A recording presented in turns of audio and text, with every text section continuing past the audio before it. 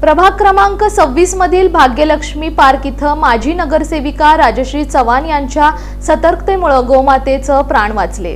प्रभाग क्रमांक 26 मधील भाग्यलक्ष्मी पार्क इथं एका गोमातेचं वासरू चरत सेफ्टी टँकमध्ये पडलं। याबाबत ज्येष्ठ नागरिक शेळवणे यांनी माजी नगरसेविका राजश्री चव्हाण यांना ही माहिती दिली। त्याची तात्काळ दखल घेत माजी नगरसेविका राजश्री चव्हाण यांनी पालिका आयुक्त डॉक्टर सचिन ओंबासे यांच्याशी संपर्क साधून हा प्रकार सांगितला।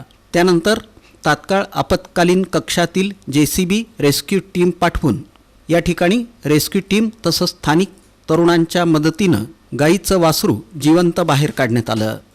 याबाबत नागरिकांनी माजी नगरसेविका राजश्री चव्हाण यांचे आभार मानले। लक्ष्मी पार्कच्या ड्रेनेजमध्ये एक गाईचं छोटं पिल्लू पडलेलं होतं आणि अनावधानानं ते लक्षात आलेलं आहे की गाईचं पिल्लू पडलेलं आहे। त्यावरून आम्ही सौ राजश्री चव्हाण यांना फोन नंबरने कळवलं की आमच्या इथं आज ड्रेनेजमध्ये ते पिल्लू पडलेलं आहे आणि आम्हाला काही काढता येत नाही।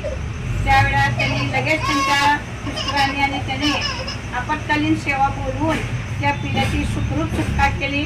याबद्दल आम्ही त्यांचे आभारी आहोत।